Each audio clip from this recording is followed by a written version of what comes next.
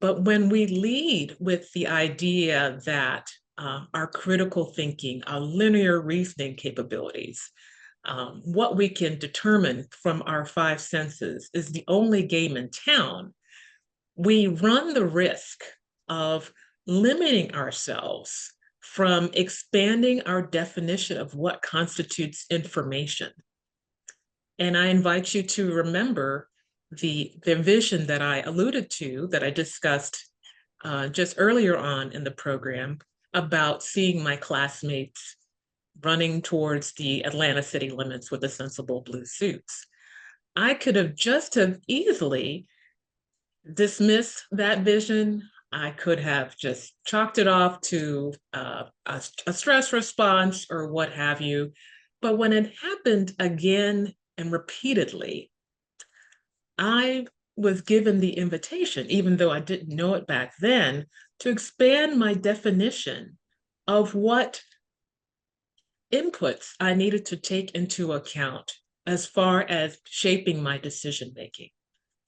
And literally, this is really what happens when you improve or amplify your intuition, your ability to listen to your heart. I mean, remember the quote that I opened up with by Anna Quidlin about how your career feels in your heart.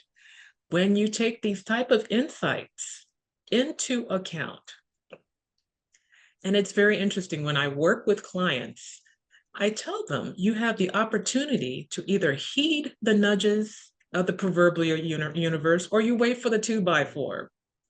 It's up to you. Those are your choices.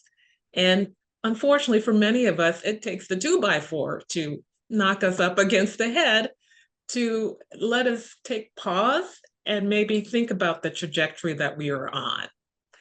But by, again, expanding your definition of what constitutes information, such as the queasiness I experienced or the vision that I saw, you improve your decision-making capabilities. And you give yourself the gift of operating with a holistic perspective on things. So you're not blindsided down the line by something that comes up that possibly would have been addressed if you expanded your definition of what constitutes information.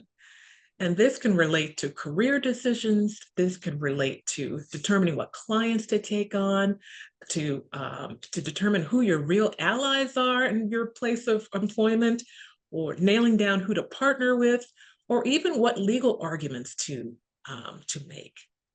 So prioritizing knowing yourself outside of that traditional thinking like a lawyer umbrella by honoring our creative needs, engaging activities that encourage you to know yourself in different ways outside of that lawyer hat.